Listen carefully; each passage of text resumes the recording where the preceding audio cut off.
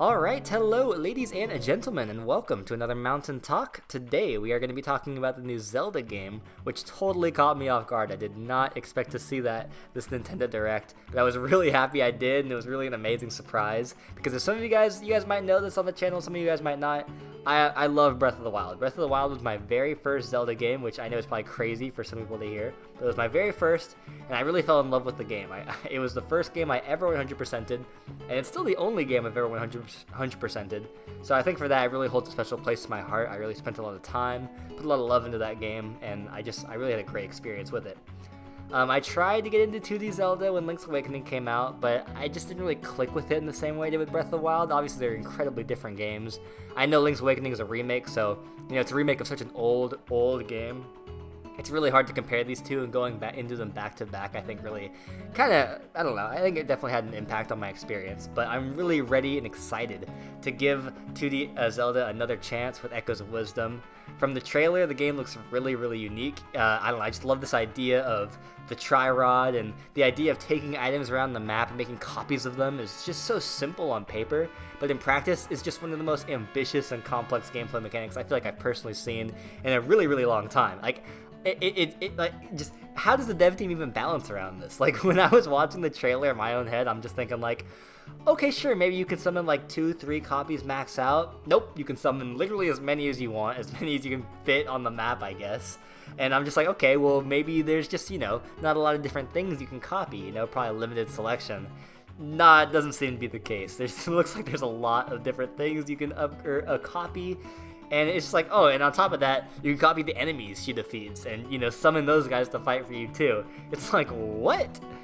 And it really does have that feel of like a Breath of the Wild or Tears of the Kingdom ability. It kind of feels like when they were coming up with or designing abilities for Tears of the Kingdom, they came up with this and realized like, hey, this is good enough to be its own game. Maybe we should just do it as its own game. And I'm sure that might not even be true, but it totally just feels inspired by like that open-ended creativity that Breath of the Wild and Tears of the Kingdom really provide. They just have such a way with their puzzles of just like, here's the tools, here's the puzzle. There's so many different right and wrong answers, and this game totally has that feel of it. And I think that was really what drew me towards Breath of the Wild and Tears of the Kingdom, was just like that open-endedness and that ability of just like, you can really create your own solutions to these puzzles. I really, really like that, and I'm really seeing that in Echoes of whatever it's called. It's like I almost can't even imagine what gameplay is going to be like. I mean, I can. There's a trailer right in front of me. But how can there be challenges when we have such a creative and honestly OP tool like the tri-rod? Did you see the clip? The clip with the stool. I'll put it up on the screen. But if you have two spaces next to each other, all vertical puzzles just become trivial. Verticality becomes something that's not an issue. And once you get that water block, which I'm sure is going to be like more of an endgame type thing you pick up, but that water block is like, okay, now you just need one space, and boom, you're moving. You're going up and down freely at will, which to me is just crazy, because like, I don't know, you just think of so many video games where it's like verticality is such a obstacle for the player, and just the way that they give you these tools, it just feels so broken. I think that was when I really had that wake up moment of like, this is broken, was seeing that just the stools, just him placing stool on top of each other, then jumping on it. It felt like watching like when people were breaking Baldur's Gate when it first came out, and like stacking boxes on top of each other to climb castles. It was totally feeling like that. But that's the beauty of just the relationship that this company has really built up with its player base. Is like, I just have a lot of trust with this company, you know what I mean? I mean, they've done similar things before, right, with Tears of the Kingdom and Breath of the Wild, and it's just like, it is crazy how that trust just goes such a long way, where it's like, I feel like if I saw this on a random game, I probably wouldn't have the same level of excitement, but with it being Zelda, with it being, Nintendo, it's just like, I'm really excited to see this concept fleshed out, because I really trust the devs on that side to really like put something interesting out, and I think that's really cool. I think that's something that at least I don't have that connection with a lot of companies, but Nintendo, and maybe it's a little bit of brainwashing too that they do on their part, but they just have such a good way of like, I just trust them a lot, and I'm really excited to see what they're gonna come up with, because Tears of the Kingdom did the same thing, where it's like they put out all these abilities, and I'm just like, how does this even come together? And then you play the game, and it's like really, really amazing and really, really creative, and I'm ready. I'm excited to see what they got. It's really smart that they highlighted Zelda's character design through the gameplay, like the Tri-Rod, and they even said it in the trailer a couple times, just has this emphasis of like using her wisdom instead of just like raw strength. I think that's really, really cool. Like everyone else, I'm super excited to finally play as Zelda, and I know being a Breath of the Wild, or like having that be my first game, I know I haven't waited nearly as long as some other Zelda fans have. But listen, okay, I waited for 7 damn years. I did my damn waiting. And it's super exciting to see the story from a new perspective, you know? I'm just really curious about the lore also, like, I don't know, I can't help but think it's going to be connected with the Tears timeline, just because of the use of the same font in the title.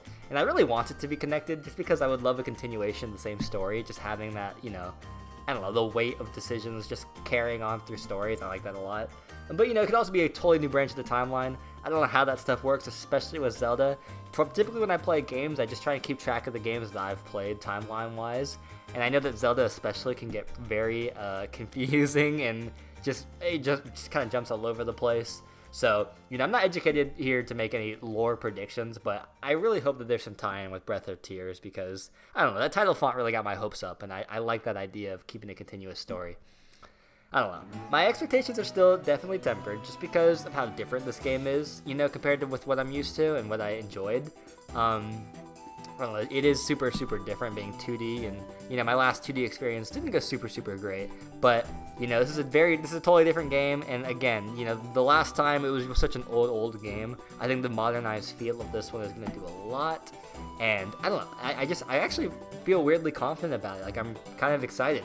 You know, there's just a small part of me that kind of believes in the potential of this game, even though I know that, like, realistically, I gotta look at it realistically of just, like, I don't know if this is, like, I don't know, Nintendo is a very business, I don't know, they give me a very businessy feel where it's, like, the games, it feels like they try differently on certain games, you know what I mean? Especially with, like, Mario and stuff like that. Like, when it's a Mario game, you get the try-hard Nintendo, but, you know, it's like when it's like a Luigi or a Wario game, Wario especially, you know, it feels like you don't get their A game, you don't really get, like, you know, them trying their best, and that might not even be a fair thing to say, because I haven't really played Luigi games or Wario games too much, but, you know, from an outsider's perspective, that's kind of the vibe I get, is, like, you know, Nintendo, and it's smart, too, it's a business, they know when to put their effort in, and I know that this probably isn't going to be a game that they, you know, focus on as much as, like, Tears of the Kingdom or Breath of the Wild. They're one of their, like, you know, staple games, but I don't know. I just think they have a really cool concept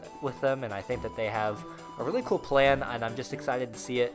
I'm kind of rambling a bit more. It's hard. There's not too much really to talk about with this trailer. There wasn't that much shown, but I really just wanted to talk about it because, I don't know, it was by far the most interesting thing for me on the Direct. I'm not really a Metroid player or whatever.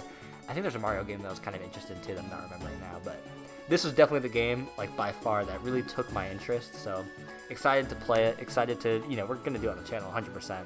Maybe we'll do it as a playtest so we don't have to, like, lock ourselves into it, but we're definitely going to be playing on the channel at least a little bit, just because of how much I love Breath of the Wild and Tears of the Kingdom, so definitely look forward to that.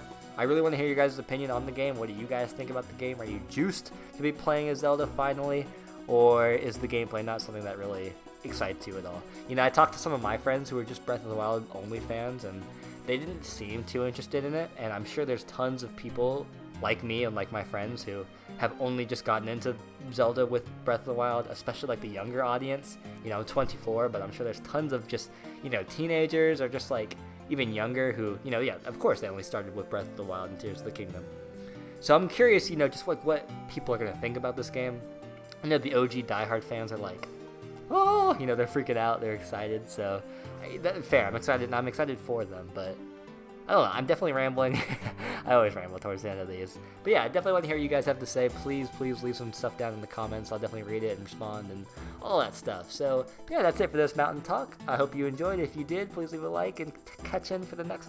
I forgot my outro. It's been so long since I've done a damn video. But yeah, feel free to comment. I do respond to all comments, and I'll catch you guys all in the next one. Thank you guys very much for watching. See you later. Goodbye.